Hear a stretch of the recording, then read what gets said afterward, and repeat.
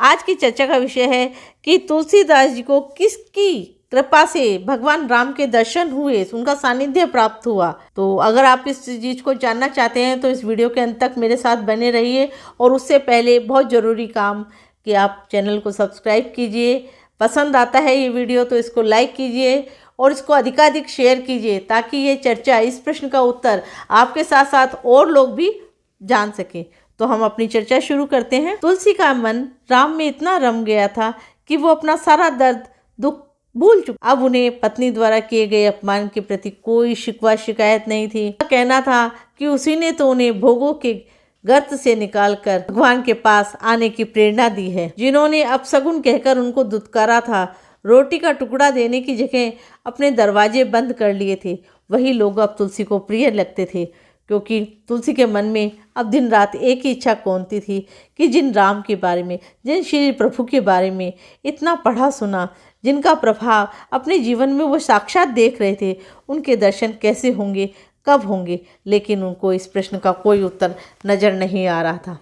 एक दिन अचानक एक विलक्षण घटना घटी। इस समय वो काशी स्थित अस्सी घाट पर निवास कर रहे थे। सोच करने के बाद जैसे ही उन्होंने अपने बचे हुए उस लोटे के पानी को बबूल के पेड़ की जड़ में डाला, वैसे ही उन्हें अचानक भारी सी आवाज आई, आप कई दिनों से मुझे जल देकर तृप्त कर रहे हैं, मैं आप पर अत्यंत प्रसन्न हूँ, मांगो, जो भी चाहिए मांगो। तुलसी ने आसपास घूमकर देखा, उसे कोई दिखाई नहीं दिया। भ्रम न हो ऐसा सोचकर तुलसी जी उदासी चलने लगे।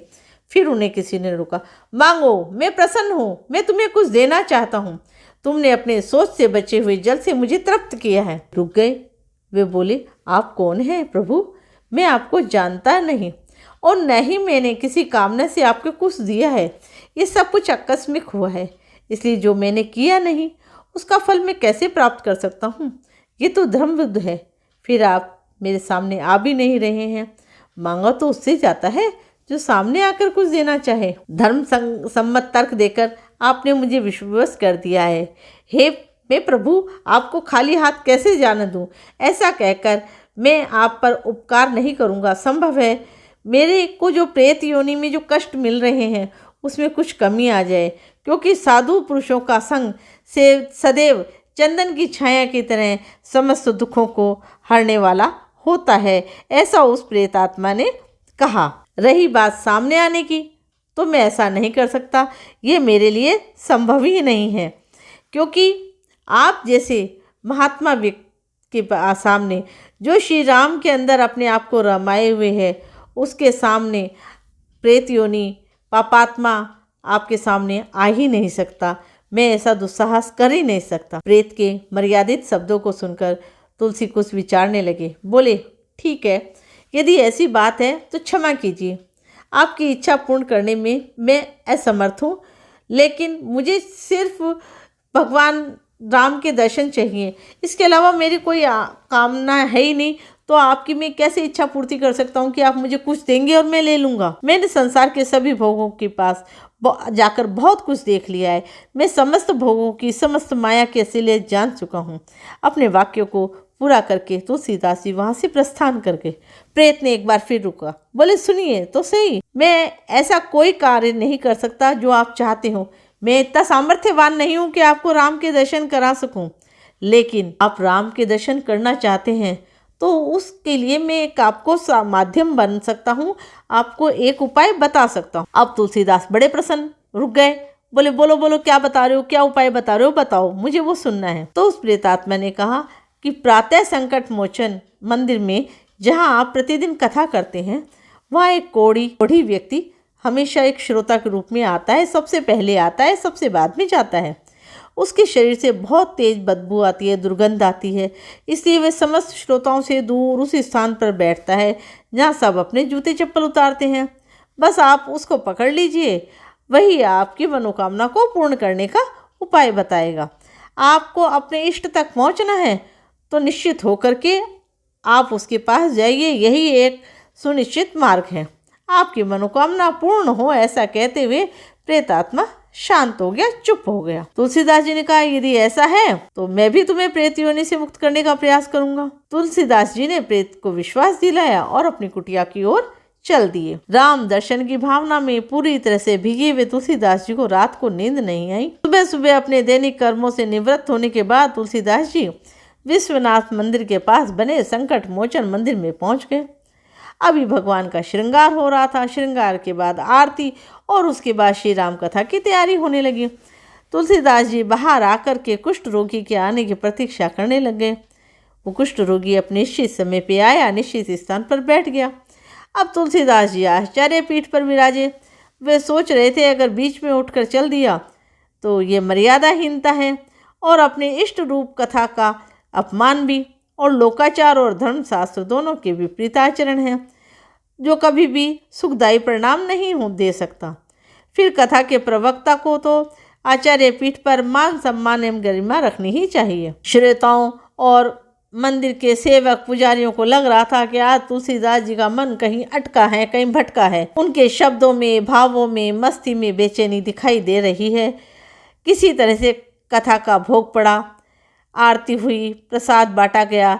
सभी श्रोता अपनी अपनी मंजिल की तरफ अपनी अपनी रास्तों पर चल दिए। घोड़ी उठने कर चलने का नाम ही नहीं ले रहा था। तुलसी जी मंदिर के बाहर द्वार पर खड़े उसके आने की प्रतीक्षा कर रहे थे। प्रतीक्षा समाप्त हुई। तुलसीदास जी घोड़ी के पीछे पीछे चलने लगे। घोड़ी कभी तेज गति से दौड़ता, कभी बहुत धीरे चलता। तुलसीदास जी भी थोड़ी दूरी बनाकर उसके पीछे पीछे चलते रहे। शहर समाप्त हो गया। घने बाग बगीचे आ गए। घोड़ी ने एक पगडंडी का रास्ता पकड़ लिया। एकांत देखकर तुलसीदास जी दौड़े और घोड़ी का रास्ता रोक के उसके चरणों में लेट गए। घोड़ी बचकर निकलने लगा। तुलसीदास जी ने उसके चरण पकड़ लिए। बोले, प्रभु जाने नहीं दूंगा। आप बताएं, आप असली में हैं कौन? आपका असली रूप क्या है? आपका नाम क्या है? घोड़ी ने बहुत कोशिश की। वे अपना रूप स्वरूप तुलसीदास जी से छुपा ले। उन्होंने तरह तरह के प्रलोभन दिए, लेकिन तुलसीदास जी पर कोई असर नहीं हुआ, क्योंकि संसार के विषय भोगों में उलझा भक्त भगवान से धन दौलत मांगता है। लेकिन तुलसीदास जी को धन दौलत नहीं, ईश्वर चाहिए थे, भगवान चाहिए थे, श्री राम चाहिए थे। इस बात को तुलसीदास जी ने अपने जीवन में भी परख लिया था। वे अपनी बात पर अड़े रहे। घोड़ी को हार कर आखिर स्वयं को असली रूप में प्रकट करना पड़ा। अब सामने देखा तो रामदूत हनुमान जी। तुलसीदास कुछ समय के लिए अपनी सुध बुध खो बैठे। उनकी आंखों से प्रेम भरी आंसुओं की धारा बह रही थी। वो आंखें खोलना चाह रहे थे, लेकिन उनके लगातार बहते आंसुओं ने आंखें बंद रखने पर उनको विवश कर दिया। उनके कानों में मधुर ध्वनि पड़ी, बस मैं जानता हूँ तुम क्या चाहते हो।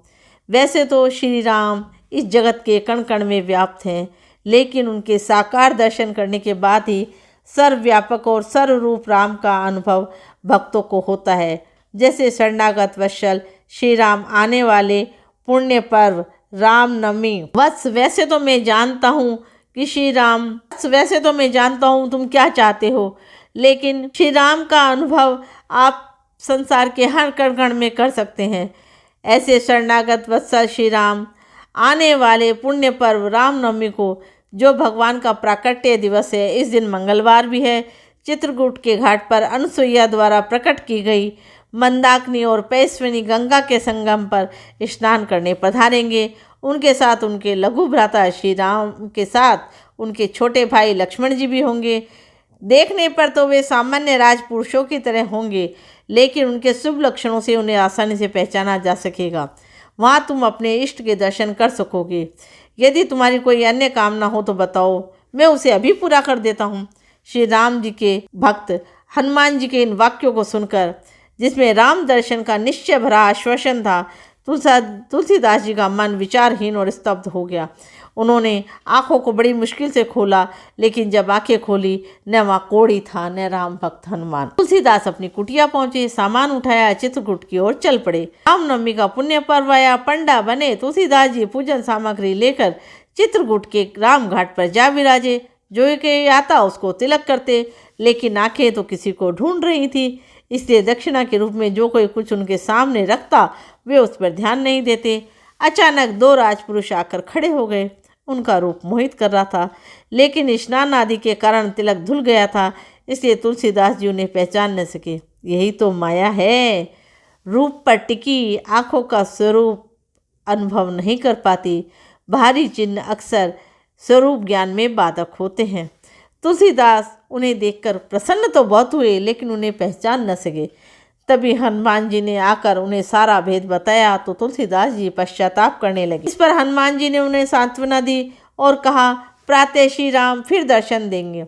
मौनी अमावस्या को बुधवार के दिन उनके सामने श्री राम प्रकट हुए।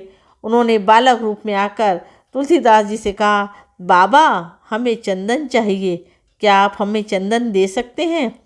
यह सोचकर कहीं ये इस बार धोखा ना खा जाएं, इसलिए हनुमान जी ने तोते का रूप धारण कर लिया और ये कहा, चित्रकूट के घाट पर भई संतन की भीड़, तुलसीदास चंदन घिसे तिलक देते रघुवीर।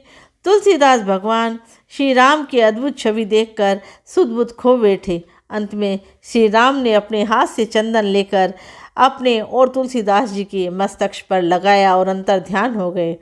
जैसे तुलसीदास जी को भगवान राम के दर्शन हुए, वैसे ही आप सभी लोगों को भी भगवान राम के दर्शन हो। इसी मंगल कामना के साथ सनातन टीम आपसे आज विदा लेती है। फिर मिलेंगे एक नई चर्चा के साथ।